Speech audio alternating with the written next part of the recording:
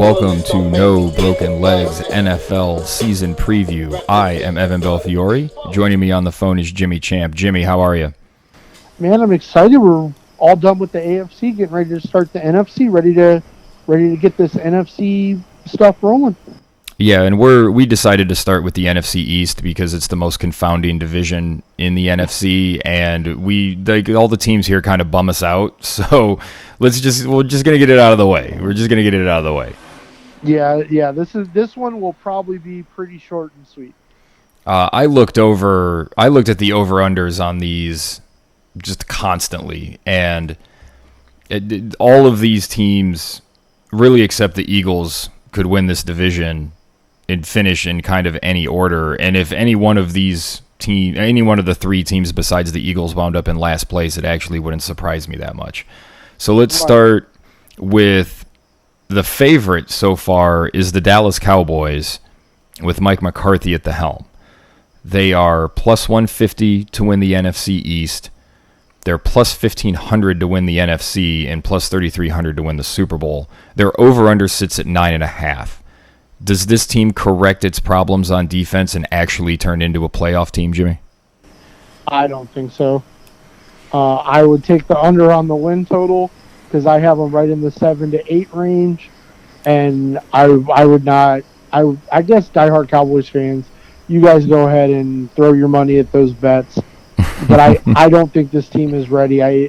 I've seen Mike McCarthy do much worse with better teams than this roster.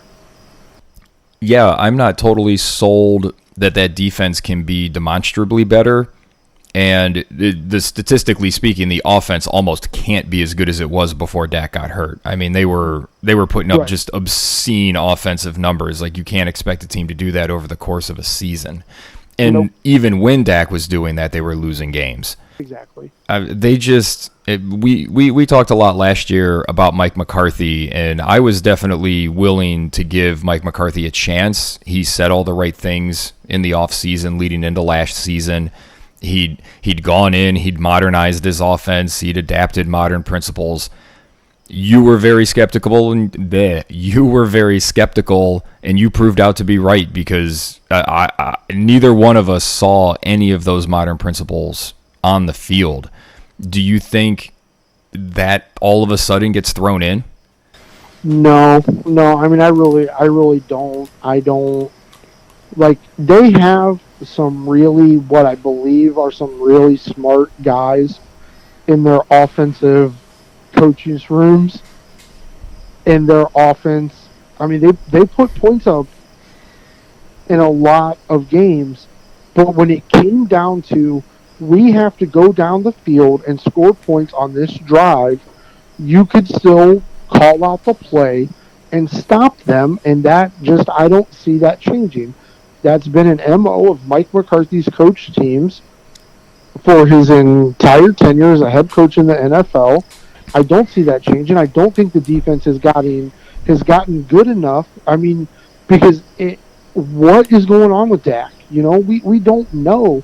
1 minute the report is he's fine, then the next minute is he can't even throw a regulation football, and it's so wild. And I think, I hope offensively they try. I hope Zeke is okay, and I hope they just lean on Zeke and Pollard and just try to play maybe a little bit more smash mouth football. But then you can't really do that because you've got so much money tied up and so much expectations tied up in your wide receivers, but you might not have quarterbacks that can throw them the football. So I think this team is still a mess. I don't think their defense is a unified front. I'm still out on the Cowboys. I'm still out on Mike McCarthy. To be honest, and it's sad because the NFL is probably at its best when the Dallas Cowboys are successful, but I don't see them being successful this year. Yeah, I took the under as well. I took the over last year and really went in on the Cowboys offense, which burned me in fantasy, especially when Dak got hurt. But yeah, I don't think what we saw last year was a fluke. I think what we saw last year was what you said. The team's kind of a mess, and Mike McCarthy's not the guy to clean it up. No, I don't think so. And there's also a little bit of an attitude thing. Amari Cooper's had some games where he's been phenomenal, but consistency has been an issue with him. I like Michael Gallup, but he's very inconsistent as well. How much of that was he had Andy Dalton throwing him the ball for half the season? And, of course, Zeke has been so up and down, and we've seen running backs just fall off a cliff as they get anywhere near the age of 30.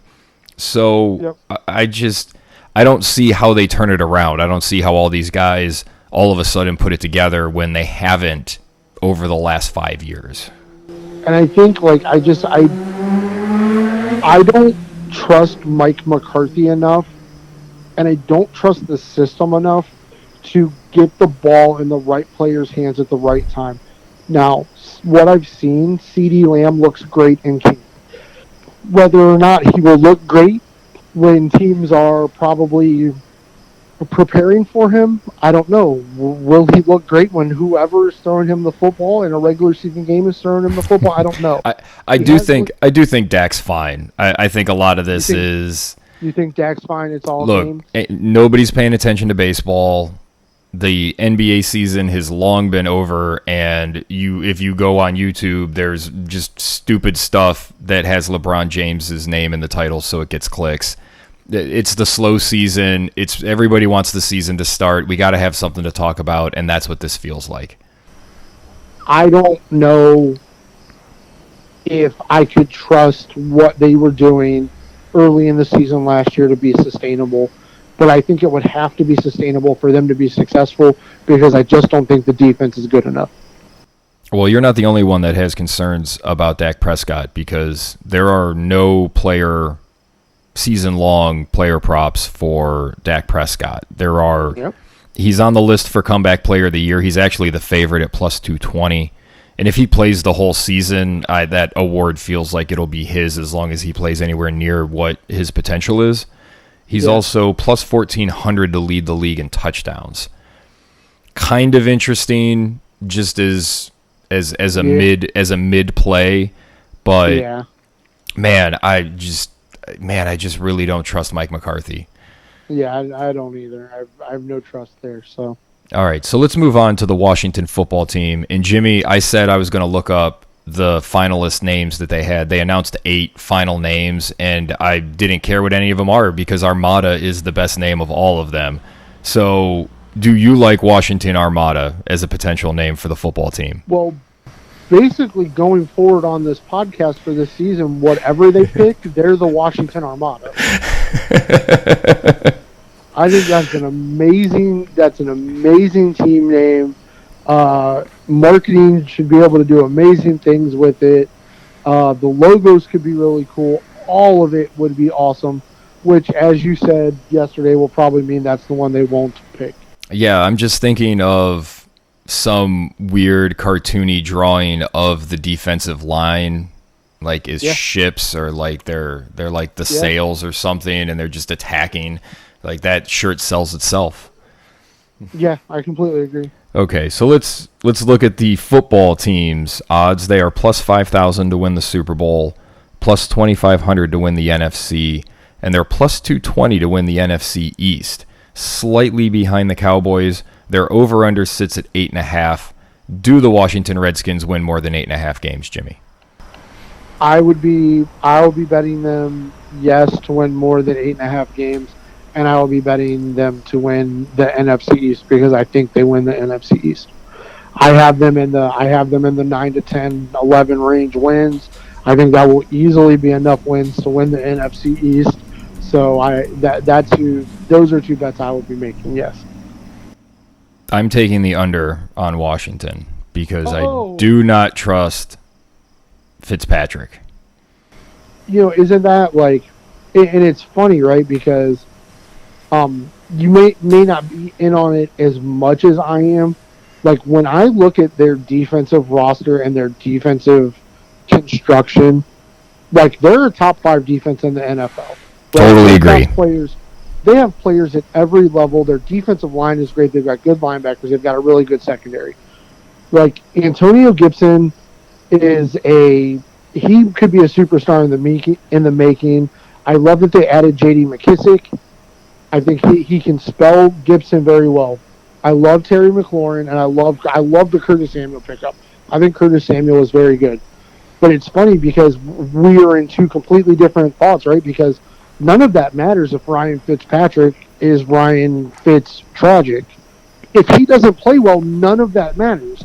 Now I feel like Fitzpatrick is going to play well, and they're going to be good enough to win the division. But I could understand how you could see that because he's so good for 5 or 6 good games, and then the rest of the season he's trash. So he played a full 16-game schedule for the New York Jets in 2015. They went 10-6, and he played pretty well. He had 31 touchdowns, 15 interceptions, but that's actually not too bad for him.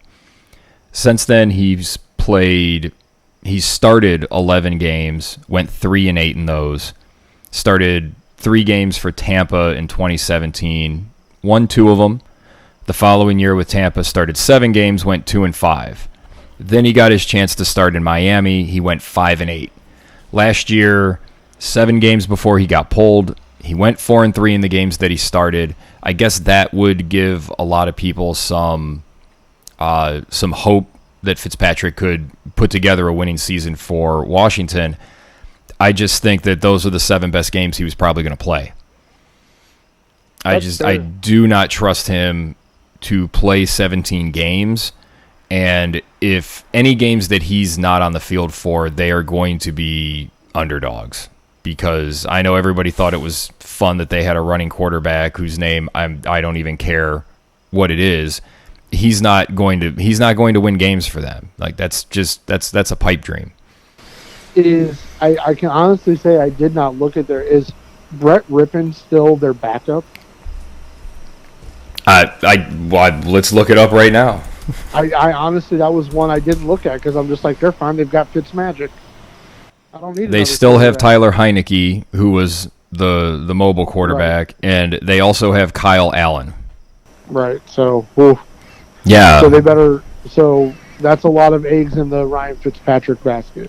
Yes, and for a long time I've bet against the Ryan Fitzpatrick train, so even if he bites me this year, that's fine. I'll take the loss. Fair enough. I'm rolling with it. I love the rest of their roster. I think they may win a lot of games 17-10, 10-3. They're certainly not going to be fun if you like offense. No, but I think their defense really is that good. I think they really have a really good defense, and they have a really good coaching staff. So that's where I stand on the Armada. I also like Chase Young plus 1,600 for Defensive Player of the Year. That's a really good bet to make. Yeah, you're getting a lot of good value with him there. That's a lot of value there. So I said this division confounded me, Jimmy, and I picked 3 of the teams to go under their win total. The only team I picked to go over was the Giants, and the only reason I picked them is because this division doesn't make any sense, so I picked the team that doesn't make any sense to win the division. So the only problem I have is, you just spent a couple minutes telling me that I shouldn't trust Ryan Fitzpatrick, but Danny Dimes may very well be the next Ryan Fitzpatrick. He might not be that good, Jimmy.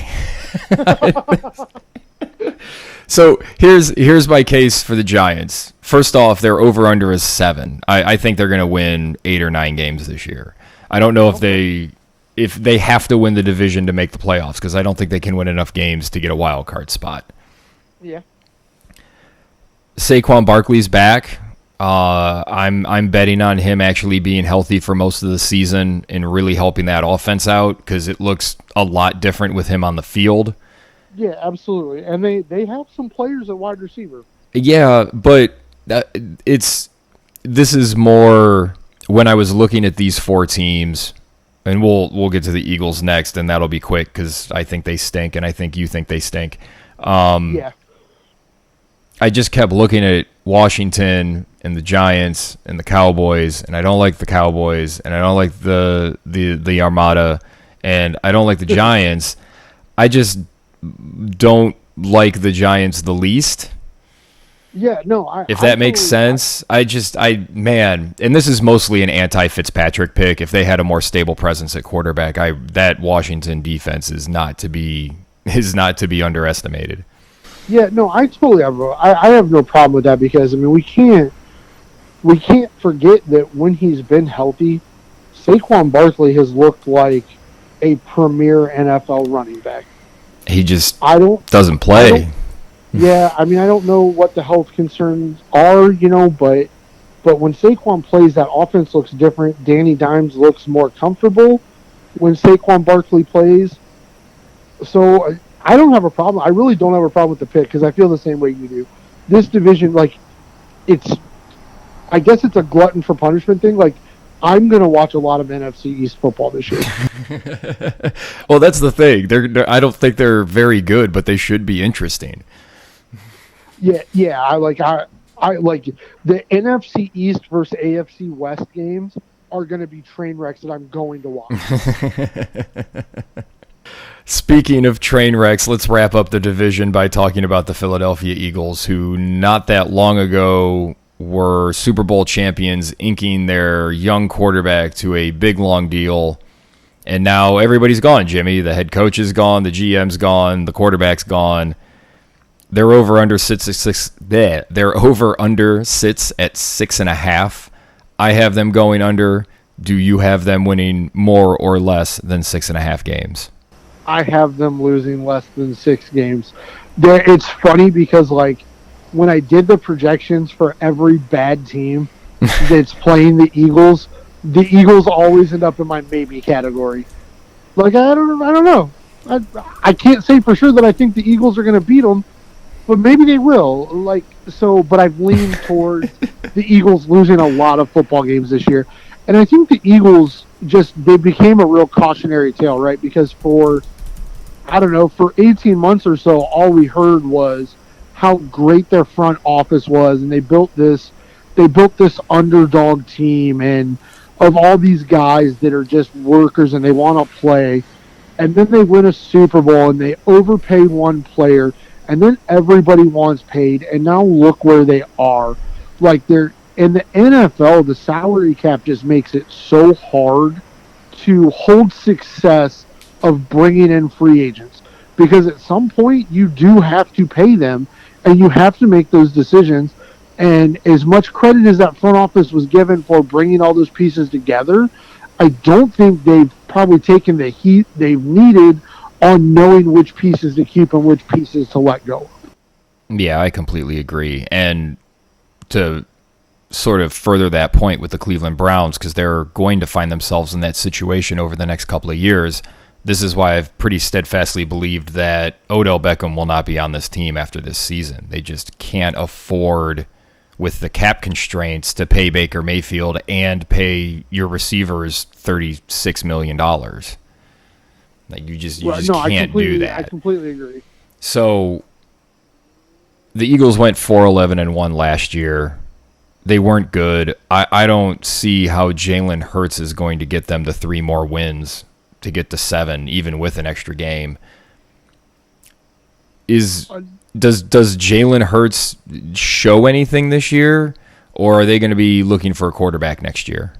No, I think Jalen Hurts showed something last year in flashes of playing, and I think he will be okay. Unfortunately for him, I just think he's in a situation where, not just Browns quarterbacks, where we've seen a lot of quarterbacks in this league where just the roster construction around them is just poor enough that you cannot make a judgment. Although I will say, and once again, it's preseason football, it's camp, so you have to make that caveat. Devonta Smith has looked like in a couple years he could be a top 5 wide receiver in the NFL. How fast this dude is getting off the line of scrimmage is crazy. Like when you're getting off the line of scrimmage fast enough that Hall of Fame caliber wide receivers like Chad Johnson and Terrell Owens are like, damn, this dude is quick. Like, I think Devonta Smith, I thought going into the draft, I would have taken Devonta Smith because to me, he was just the best wide receiver in college football. The NFL game is trending more towards a college football game, so I don't understand how he can be the best wide receiver in college football, but be like the number 5 wide receiver coming in. That didn't make sense to me, and he has looked great in camp. So at least Jalen will have some place to throw the football. The only problem is the defense is also going to know that one place where you can throw the football. So I don't think you're going to be able to judge him. I think this team is headed for a couple really dark years where they probably have to blow it up and start over again. Yeah, and the reasons I don't really trust Jalen Hurts, he was 77 of 148 last year. That's a 52% completion percentage. Not good. You would expect him to improve on that a little bit, but even if he's up to 57%, that's still poor. And you can't start in the NFL with those numbers. And I'll be honest with you, I had no idea it was that low. To be totally honest with you, I had no clue. I would have never thought that. Yeah, and I worry how much of his game is predicated on running the football. And I know it's similar to Lamar Jackson, but not the same. I think Jackson's a better thrower of the football than Hurts is, and he can make those easy throws that are opened up by his running ability. I haven't seen Jalen Hurts be able to take advantage of his running ability as a decoy to find easy passes. If he can start doing that in regular season games, I'll change my opinion and give him a little bit more credit. But this team looks bad. They just look bad. I'm glad it's them and not us. Right. No, I completely agree. And I think there's just so many things that I think front offices and head coaches could learn from this Philadelphia Eagles experience. One of the shows we turn to for some information on Fox, First Things First, they talked about how wild it was to them that after winning the Super Bowl, the coach he wins one Super Bowl, he's writing books, he's doing book tours.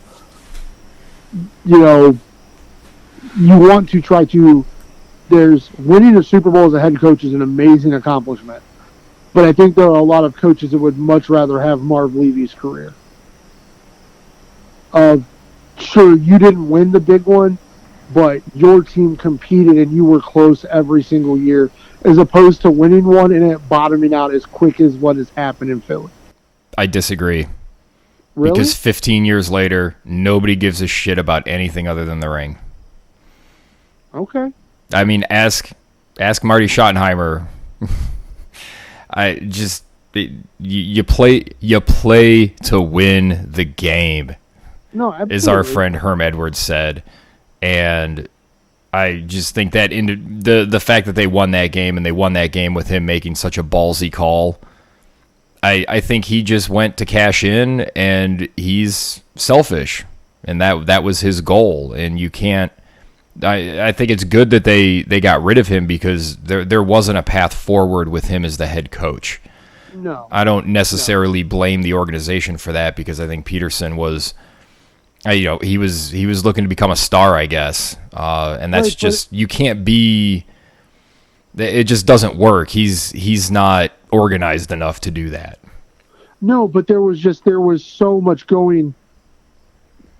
Yeah, but I guess part of it was Carson Wentz he was a media darling, and there was really bad at football, as we talked about during our AFC South preview. Yeah, but I don't know. I just it's just I feel bad. I feel bad for the organization. I don't know. I would not want to be part of. I would not want to be an Eagles fan right now. I think you should be able to look at this division and go, man, this division is bad. Our team can win. I don't even know if you can beat the Bengals. That's where I'm at with the Eagles. But this division is so bad that even if they just improved in a few areas, they'd be right there with the teams vying for the division crown. Yeah, absolutely. Okay, any final thoughts on this overall shitty division that somehow produced a playoff team at 7-9 last year? No, like I said, I think we kind of hit it there. I think, I see that there's definite paths for Dallas, for Washington, and for the Giants to have a mediocre to above average seasons, get themselves a playoff berth, build a little bit of continuity for their teams. Like, they've got some youth, but it's like for each one of those teams, there's just like a clear like danger sign of, man, or several. This one player or this one piece or this one unit underperforms, then our whole season is shot. And I think it's just going to be fascinating to watch the games to see which one of them actually rises up and how bad the other ones fall apart. Does the winner of this division get to 9 wins? I think 9 would be the number. I think 9, maybe 10 would be the number. But I think a lot of that is because of their out-of-division games. Like, I think they get all of these teams have some very winnable out-of-division football games.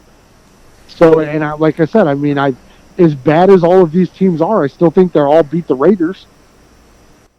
Wow, if the Raiders went 0-4 against the AFC East, that would not be pretty for John Gruden's resume. It would not. It would not be pretty at all. All right. Well, I think that wraps us up here for the NFC East, Jimmy. A nice little. So. We just got the NFC Least out of the way. Yes, I'm very glad. We don't have to talk about it anymore until the season starts. There's a lot of just little excitement and a lot of intrigue in the other 3 divisions in the NFC that I'll be excited to talk about. Yes, me too. All right. Well, thank you for joining me, Jimmy. No place I'd rather be, brother. All right. For Jimmy Champ, I am Evan Belfiore. Thank you for listening to No Broken Legs.